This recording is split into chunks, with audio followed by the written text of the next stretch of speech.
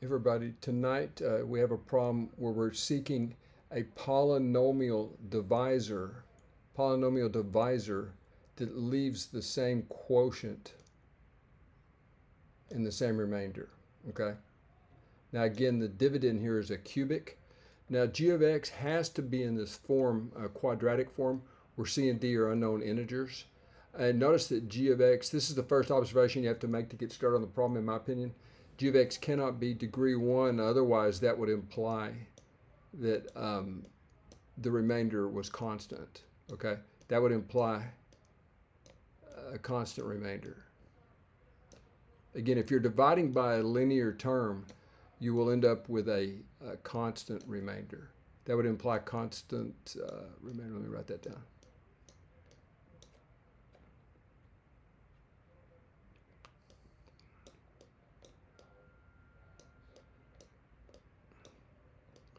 Constant remainder.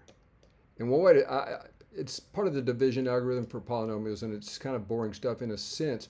But if you think about a linear term, it's degree 1, and a constant would be degree 0. That is, for example, 11 is a constant, but you can think of it as 11 times x raised to the 0, right? So it's actually, a constant is a degree 0 term, okay? So again, that's why we have to, our only choice here would be a quadratic divisor. And so that's what I've done right here for you guys. This is the quadratic divisor. We're trying to find C and D here. And this is just a straight up long division process dealing with these constants. X definitely belongs here because x times x squared gives you this x cubed. And again, if you do a column by column subtract, you get 0 right here. All right. And then you can see right here, 2 minus c is the coefficient of x squared right here. And also 3 minus d would be the coefficient of x. And of course, we just bring down the 2 since there's an understood constant of 0 right here, right? Okay. Now, so rather than mess this up and try to write all this work in right here, let me just try to color code this to show you the steps that I did. Let's try red, I guess. Okay. Now, if you look right here, if you take a look at 3 minus d minus 2c, c equals 1, that actually is a consequence of this line right here, and I'll just mark that with red, okay? Again, folks, what I've done right here, there's an understood coefficient of 1 in front of the x, right? And that's this 1 that you see right here, okay? So we're all good there. And then in a similar fashion, 2 minus c would be your constant term right up here. And so we actually equate 2 minus c to this, which is what you get when you subtract these two constant terms. Notice I didn't make any attempt to simplify anything. It doesn't really help anything. But let's go ahead and stick with the color coding here. So if you want to call this the green part right here, that would correspond to this right here.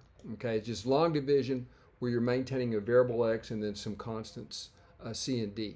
Okay, now, so all that's left right here is to solve this system, and it's a little harder than you might anticipate. I'll just go ahead and write down, folks, that the solutions are c equals d equals 1. And it's something you can do, but I don't want to waste another 2 or 3 minutes going through it.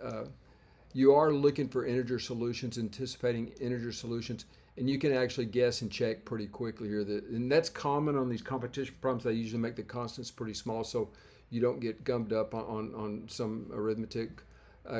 Just it would be too tedious and time consuming in a competition sort of setting in most cases, in my opinion. Okay, but notice what happens right here. If c equals d equals 1 right here, okay, this part right here would be 2 minus 1 just gives you a 1. And in a similar fashion, if d and c are 1 right here, you would end up with 2x over x minus x gives you x. Okay. So you see, we get a remainder that's whoops. Let me clean that up. We get a remainder, okay, that's not a constant remainder. And again, we can't have a constant, and the x squared guaranteed that, but not a constant, right? And we anticipated that. I mean, we had a linear divisor there, or excuse me, a non-constant divisor. But in any event, and right up here, if c is 1, this quotient would also equal to x plus 1. So you see, we got what we wanted. We got quotient. We got this quotient, x plus 1, and the remainder, x plus 1. All right.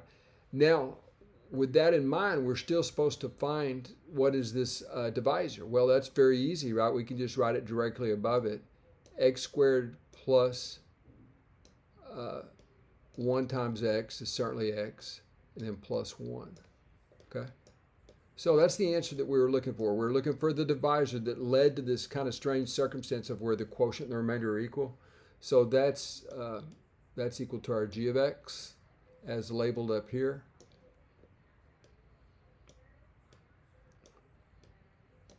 And that's the solution, folks. Hope you enjoyed that. I tried to not clutter up the screen too much. If you want to know, this is non-trivial down here technically because you have like a c-squared term, but there's ways to get this simplified in a fashion, do some substitution where it's pretty easy to inspect and see what the answers are. Let me know in the comment sections if you want to see more on that, but it's fairly easy to determine that the constant c equals d, or the constant c and d are both equal to 1. Hope you enjoyed.